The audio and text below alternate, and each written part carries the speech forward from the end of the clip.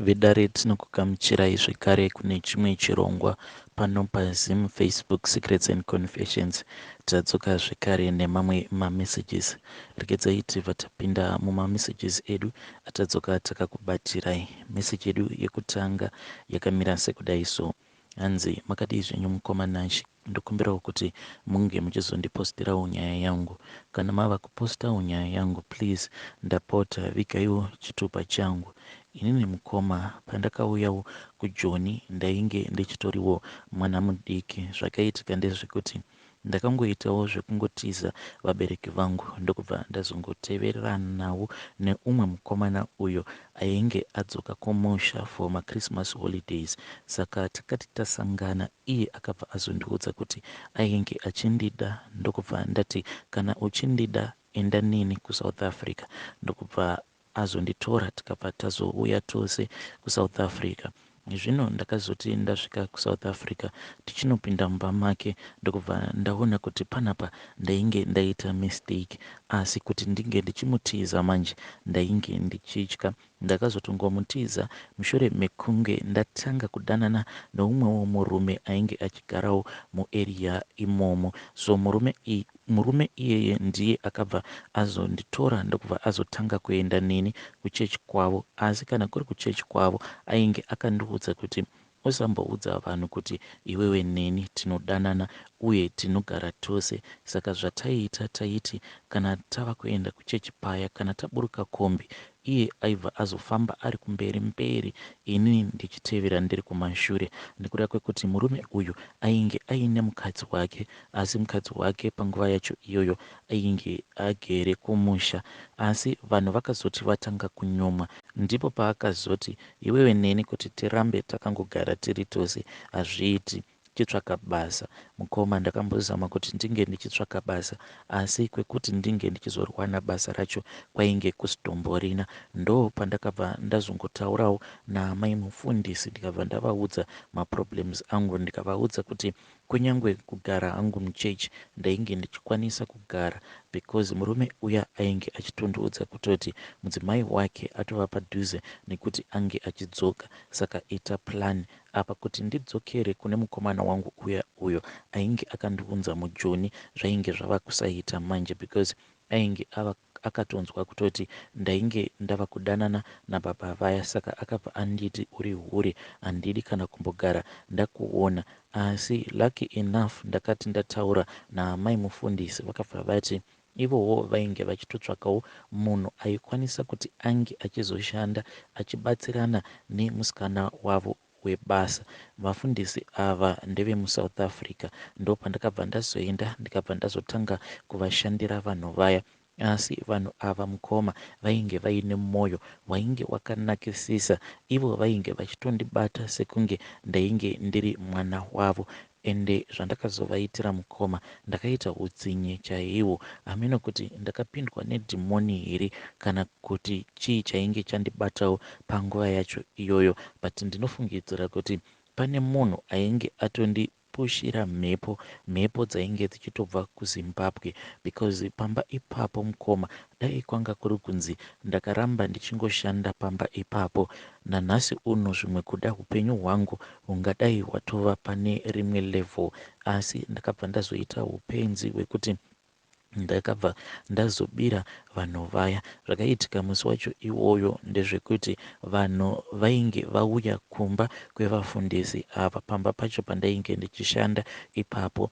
Ndokubva pazotanga kuitwa an all night prayer. Takati tiripo paall night prayer paya, ndo pandakabva ndazongoona kuti vamufundisi vainge vasiya foni yavo pasi. Saka ndakabva ndazodanwa naamai mufundisi, vakabva vati tiri kukumbira kuti unge uchitsvaka foni yadhedhi, ende kana waiwana wobva wazonoiisa kubedroom, because pane vanhu vakawandisisa.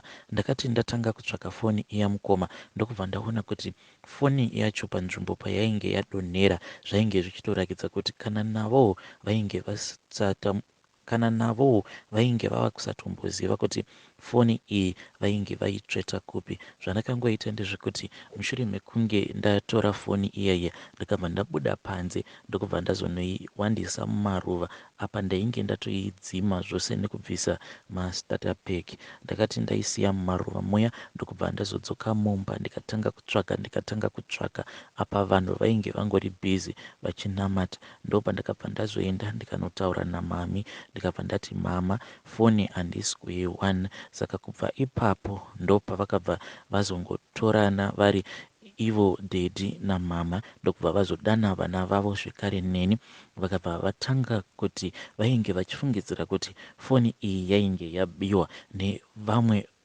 Vainge vachifungidzira kuti pakati pevanhu avo vainge vauya kuall night prayer pane munhu ainge avabira foni yavo. Saka vainge vachida kuti tinge tichibatsirana navo kuti tinge tichiona kuti angava aba foni iyi angava ambori ani. Ndo patakabva tazodzokera mudining muya mainge muine vanhu vachiita all night prayer yavo. Inini ndo pandakabva ndazotanga kuudza vana vapasta ndichivati munhu anenge aba foni iyi anofanira ari mukomana uyo, nekuti pavanhu ivavo vainge varipo painge paine umwe mukomana uyo ainge ari an ex gangster ainge achitotyiwawo munzvimbo iyoyo nekuda kwekuti ainge akatombosungwa. Mushure mekunge asungwa ndo paakabva azodzoka akati abuda mujeri ndo paakabva azotendeuka akabva azotanga kunamata pasangano ipapo. Saka vanhu vose pavakanzwa kuti foni yainge yabiwa zvekare pandakapfuurira vana vapasta ndichiti munhu wandinofungidzira kuti ndiye aba foni anofanira ari mukomana uyo. Ivowo pavakazoudza pasta vachizoudzawo vamwe vakuru vechechi vainge varipo, vanhu vose vakabva vazongosuspekta mukomana uya. Asi mukomana uya mukoma akabva aramba akati foni handina kumbogara ndaiba inini ndakatotendeuka. I am here for Jesus. Mukomana iyeye ainge akaita like mukaradiso ende ndakaona kuti vanhu pavakangorakidza kuti vainge vachimususpekta zvinhu zvekuti zvakamurwadza to the last point. Apa at that time mukoma kunyange ndainge ndabatwa nemweya wekuzvishora kuti ko ndamboiteiko, but it was too late because kuti ndinge ndichienda kunotora foni iyo yandainge ndaviga mumaruva zvainge zvava kusatoita because kana sim card racho mukoma ndainge ndatoritsenga. Mweya wainge wandibata ipapo wainge uri mweya wainge usitomborina kunaka.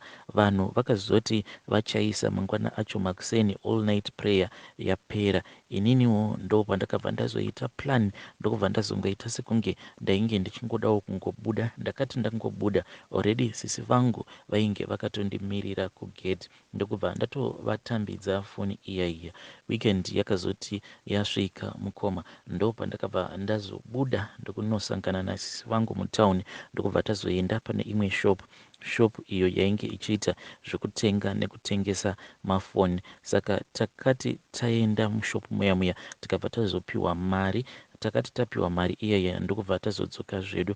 Asi munhu wacho akazotenga foni iyaya mukoma ainge atoriwo muzimbabweni. Apa munhu ainge aine kashopu ikako kainge kachitenga nekutengesa mafoni nayewo ainge ari muzimbabweni. Aiwanzokutenga zvekare nekutengesa mafoni anenge akabiwa.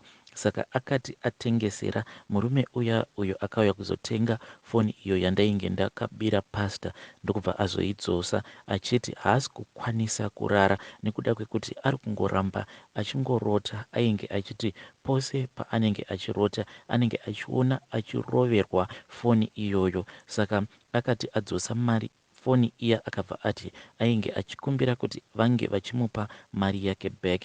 Ndokubva murume uya weshopu abva azomudzorera mari iya akabva azofonera sisi vangu because iye nasisi vangu vainge vakambodanana before. Ndokubva ati ndiri kukumbira kuti iwewe nemunin'ina wako munge muchiuya kushopu kwangu. Takabva tazomirira again the next weekend sezvo tainge tiri vanhu vekuti tainge tiri pamabasa.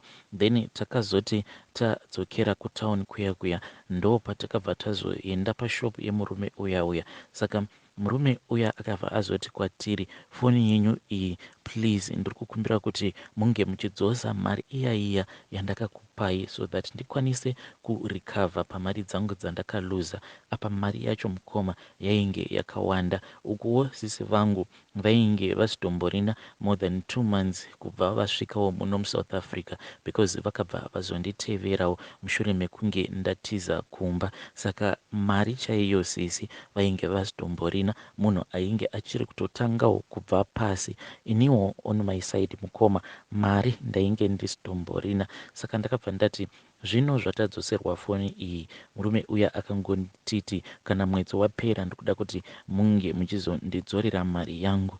Ende sisi vakabva vati kwandiri, iyi foni iyi zvaine mashoko ende ine zvimwe zvishamiso zvakawanda kudai, iwewe chidzokera nefoni iyi ongotsvaka pekuti unge uchizoiwandisa, because kubasa kuti ndinge ndichidzokera nayo ndinotya kuti maybe inokwanisa kuzondikanganisira zvinhu zvangu. Tariraone kuti kana tiri kumusha tainge tichitambura sei, ko vana vangu izvezvizvi kana ndikazokanganisirwa basa nekuda kwefoni iyi, vana vangu ndinozovachengeta nei? Iwewe chidzokera nefoni iyi wobva wazongotsvaka pekuti unge uchizoiwandisa. Ndo patakabva tazopesana paya, sisi vachidzokera kubasa kwavo, inini ndichidzokera kubasa kwangu. Ndakati ndiri murodhi mukoma ndokubva ndati panapa ndoita sei. Ndo pandakabva ndazongofunga ndikati izvezvizvi kana ndikadzokera nayo foni iyi, ko kana ndikazobatwa ndiinayo ndinobva ndasungwa. Munongozivawo pfungwa dzeuwanana hudiki. Ndakabva ndazongorova U10 paya ndokubva ndadzokera zvekare mutauni. Ndadzokera mutauni ndainge ndava kungofamba mukoma, ndichingofamba ndichitsvaka munhu wekuti anokwanisa kutenga foni yacho iyoyo. Ndakati ndichifamba kudaro ndashaya munhu ainge achikwanisa kutenga foni iyoyo. Apa nguva dzainge dzatoenda, nguva dzainge dzatova kuma4, ndo pandakabva ndazongosanganawo nevamwe vakomana avo vainge vachitawo zvekubhema nyaupe. Ndo vandakazongodhampira foni iyoyo. Ndakangopa umwe wacho ndikabva ndangoti ndibatirewo foni yangu iyi, pane pandiri kuda kumbopinda. Iyewo akatoshamisika kuti ko munhu uyu angapusa kusvika palevhel rakadai so. Ndakabva ndazongomusiyira foni iyaya ndikaita sekunge ndainge ndichida kupinda mutoilet, nayewo akabva angoti ndichingonopinda mutoilet ndokubva atotiza, because ainge atozviudza kuti panapa ndatowana good deal. Ndakazoti ndabuda mutoilet ndikabva ndatomuona atova kure kure achiita zvekufamba achitiza achicheuka. Zvadaro mukoma ndo pandakabva ndazodzokera kubasa. Ndadzokera kubasa kuya ndakazoshanda kusvika December asvika mukoma, ndo pandakabva ndazoti kuna sisi, inini sisi ndava kumbodzokera kumusha. Ivo sisi vakabva vati sezvo vainge vasati vakwanisa kunyatsokuunganidza mari vachambosara kuno kuJoni, ndo pandakabva ndazodzokera kumusha.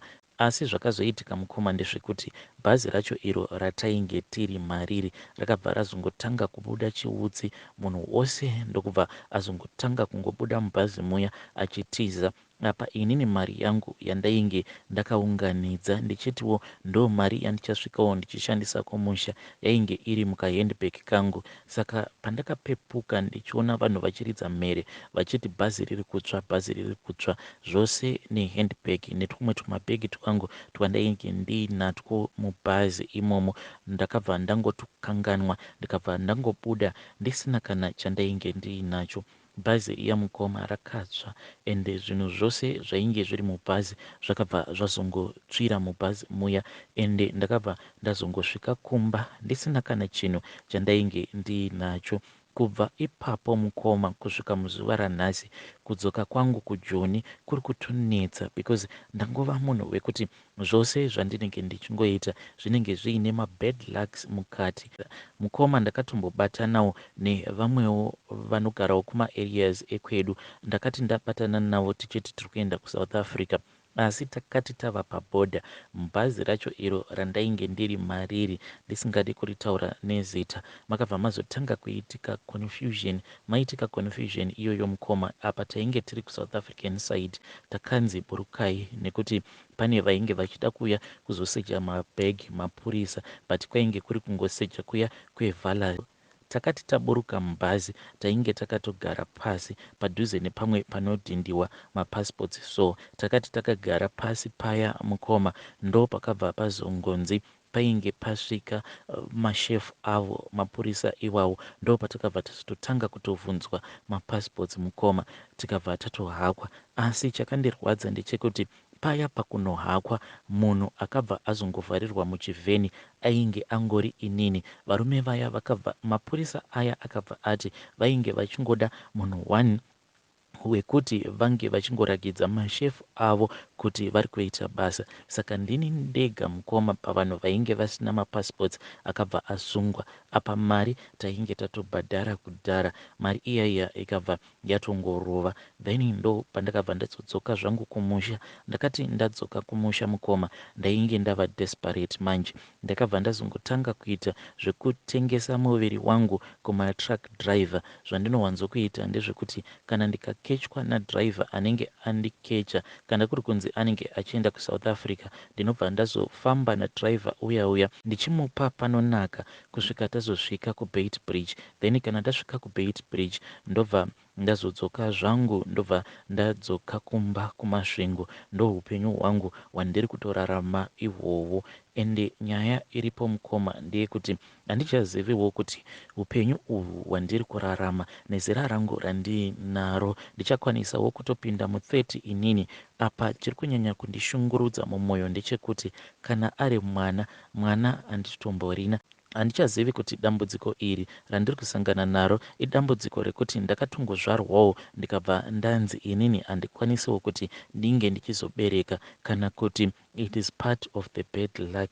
Mukoma, please ndibatsireiwo. Ende chinonyanya kundirwadza ndechekuti varume vose vandinosangana navo, sezvo inini ndichiriwo musikana wechidiki, vanenge vachiti ndiri kuda kutokumitisa. But after munhu uya arara neni kwemwedzi yakati wandei achiona kuti hapana, munhu uya anobva atanga kundivenga. Ende marelationships angu andinowanzo kupinda maari, munhu anozotogumisidzira ava kundituka achinditi uri kuda kungondidya mari yangu. Ndosaka uine family planning uchindinyepera kuti uri kuda kundiitira mwana, iwewe uchiziva zvako kuti uri kushandisa family planning. Manje wanyangira yaona apa mukoma, handina kana protection, handina kana family planning yandiinayo. Please ndibatsireiwo vanhu vaMwari. Ndaneta nekuramba ndichingosangana nevarume vakasiyana nezera rangu mukoma. I think kuti ndinofanira kuti ndinge ndichingoita 1 murume wandinenge ndichidanana naye, not zvinhu izvi zvandiri kuita. Please ndibatsirei. Nhai munyama ungabviswawo sei? Ndakatombozama kuti ndinge ndichibhega God kuti God forgive me pane zvose izvo zvandakaita, but mhinduro yacho yaMwari iri kunonoka kuuya kaiyi. Vedare ndo meseji iyo yandakatumidzirwa nemwanasikana uyu. Anzi mhinduro yaMwari iri kunonoka kuuya. Please ngatitaureiwo naye mucomment section.